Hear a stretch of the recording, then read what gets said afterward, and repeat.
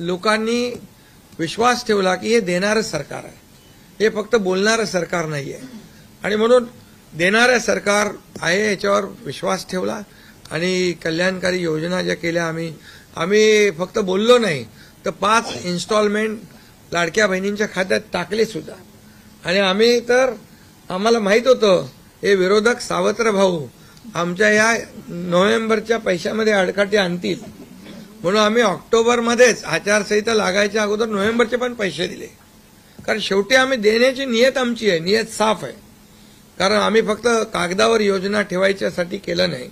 आणि त्यामुळे एकंदरीत या राज्यामध्ये सर्वसामान्यांचं सरकार सर्वसामान्यांसाठी काहीतरी करतंय ही भावना प्रत्येकाच्या मनामध्ये निर्माण झाली लागले. आणि त्याचबरोबर दुसरीकडे कल्याणकारी योजना आम्ही केल्या. कल्याणकारी योजनेमध्ये लाडकी बहीण, मुख्यमंत्री लाडकी बहीण योजना, त्यानंतर मग लाडका भाऊ केला, आम्ही युवा प्रशिक्षण योजना केली, 3 गॅस सिलेंडर दिले, त्यानंतर वयोश्री योजना केली, शेतकऱ्यांची आम्ही योजना केली, शेतकऱ्यांना वीज बिल माफ केलं, शेतकऱ्यांचं जे 7.5 HP पंपाच्या 3, 5, 7.5 आणि त्या पंपाचं वीज बिल माफ केलं. शेतकऱ्यांना आम्ही 2.5 वर्षामध्ये 2.25 वर्षामध्ये आतापर्यंतच्या इतिहासामध्ये जेवढा मोबदला दिला नव्हता 15,000 कोटी रुपये तो दिला. त्यांच्या योजनांसाठी 45,000 कोटी रुपये. म्हणजे एकंदरीत कल्याणकारी, मी डिटेलमध्ये जात नाही त्याच्यामध्ये, पण या राज्याला 10 वर्ष तर जाऊ द्या, पण 2-2.5 वर्षामध्ये देखील आम्हाला लाखो कोटी रुपयांचं सहकार्य केलं. त्यामुळे एक डबल इंजिनचं सरकार देखील या राज्यामध्ये, वेगवान सरकार, गतिमान सरकार, निर्णय घ्यायला धडाधड निर्णय घेतले आम्ही. त्यामुळे 2.5 वर्षात सिंचन प्रकल्प 4 त्यांनी केले महाविकास आघाडीने, आम्ही होतो तिकडे. आणि आता आमच्या वेळेस सुप्रमा 124 सुप्रमा दिल्या. म्हणजे एक फक्त उदाहरण. आणि आम्ही म्हणालो कॉमन मॅन. आता कॉमन मॅनने आम्ही ठरवलंय की त्यांच्या जीवनामध्ये काही बदल घडवून चांगले दिवस आणून त्याला सुपरमॅन करायचं. पण त्यांनी आम्हाला या निवडणुकीत सुपरमॅन सारखं काम करून दाखवलं आणि एवढं भरभरून त्यांनी आशीर्वाद दिले की लोकांनी एवढंच आहे की यामध्ये बऱ्याचशा गोष्टी स्पष्ट झाल्या. लोकांनी कल्याणाचं आणि विकासाचं राजकारण स्वीकारलं. लोकांनी सुडाचं, आरोपाचं, द्वेषाचं राजकारण झिडकारलं. आणि म्हणून 2 निवडणुका, ज्या लोकसभेमध्ये पण आणि लोकसभेत फेक नरेटिव्ह वगैरे सगळं केलं, काय केलं, संविधान बदलणार वगैरे, सगळ्या जातीमध्ये भीती निर्माण केली, प्रत्येकाला घाबरवलं. तरी सुद्धा एवढं होऊन पण प्रधानमंत्रीपदी मोदी साहेबच बसले. आता ते म्हणाले जनतेच्या दरबारात जाऊ, आम्ही जनतेच्या दरबारात जाऊ. लोकसभेच्या वेळेस पण गेले, पण शेवटी एवढं करून, एवढे सगळं खोटं नाटं सांगून, लोकांना घाबरवून पण प्रधानमंत्रीपदी शेवटी मोदी साहेब बसले. आणि आताही म्हणाले आम्ही जनतेच्या दरबारात जाऊ. आता जनतेने त्यांना जो काय मॅन्डेट द्यायचा तो दिलेला आहे.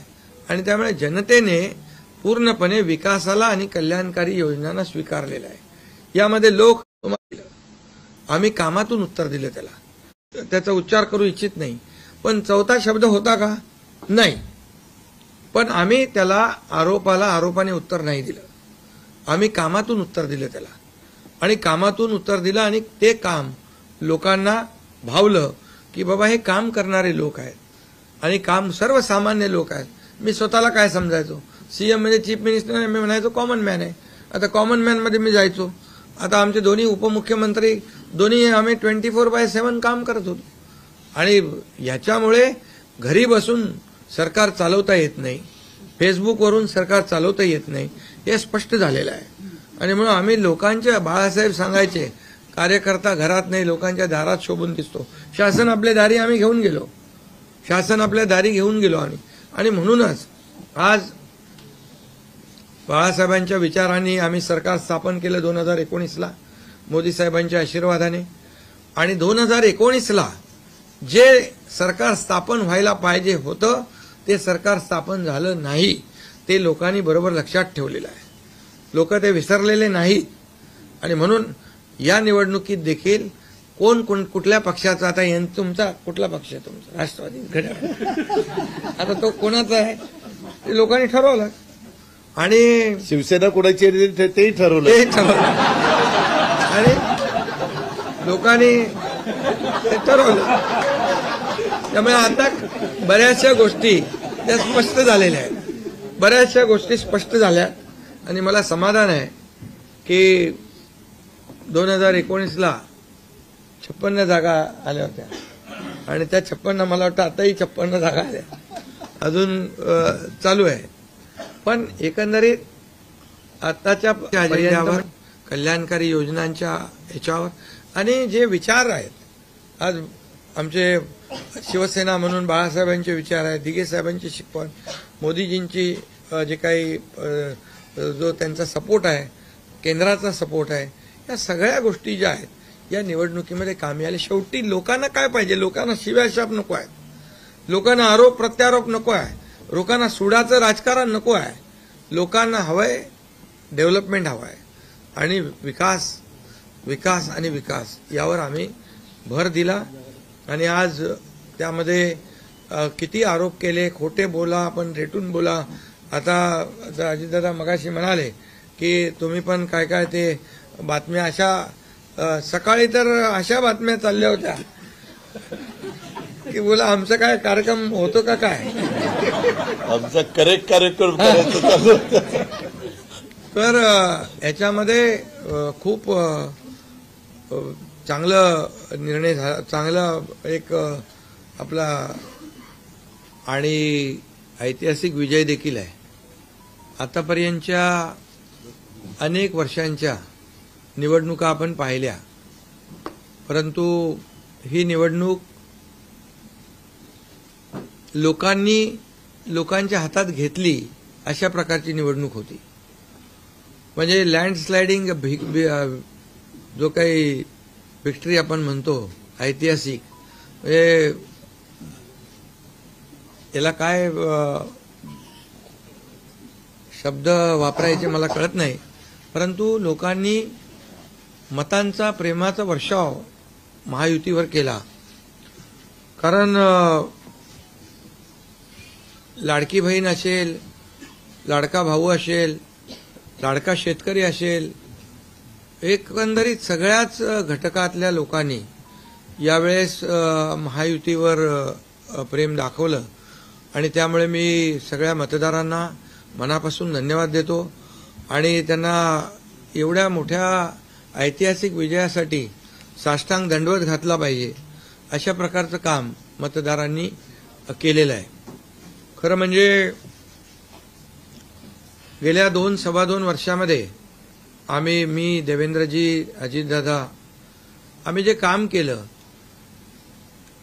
या राज्यामध्ये की शिवसेना, भाजपा, राष्ट्रवादी, आरपीआय, आमचे आठवले साहेब इकडे आहेत आणि आमचे इतर घटक मित्रपक्ष, आणि जे निर्णय आम्ही घेतले ते निर्णय आतापर्यंतच्या इतिहासामध्ये न भूतो न भविष्यते असे होते. म्हणजे एकीकडे विकास केला आम्ही, डेव्हलपमेंट, म्हणजे जे 2.5 वर्षात महाविकास आघाडी सरकारने जी काही कामं बंद पाडली होती, स्पीड ब्रेकर टाकले होते, सगळी कामं थांबवली होती. तुमच्या काळातली जी कामं, जसं महाविकास आघाडीचं सरकार 2019ला आलं त्यानंतर ती सगळी कामं बंद पाडली, त्याला स्टे दिले आणि ते स्टे आम्ही सगळे काढले आणि कामं सुरू झाली. मग अटल सेतू झाला, समृद्धी झाला, आपला कोस्टल झाला आणि मेट्रो झाली, कारशेड झालं आणि मोदी साहेबांच्या शुभ हस्ते त्याचं आम्ही उद्घाटनही करू शकलो. ज्याचं भूमिपूजन मोदी साहेबांनी केलं त्याचं उद्घाटन करण्याचे भाग्य आम्हाला मिळालं आणि त्यामुळे कामाला आम्ही प्राथमिकता दिली, विकासाला आम्ही प्राधान्य दिलं आणि आम्ही त्यामध्ये एकच डोळ्यासमोर ठेवलं की या राज्याचा सर्वांगीण विकास. आणि राज्याचा सर्वांगीण विकास करत असताना सर्व घटकांना आम्ही समोर ठेवलं आणि पाहिलं की जे 2.5 वर्षामध्ये जी कामं त्यांनी थांबवलेली आणि 2.5 वर्ष त्यांनी जे सगळं बंद पाडलं होतं ते किती वेगाने आम्ही सुरू करू शकलो याचं समाधान आणि आनंद आम्हाला आहे.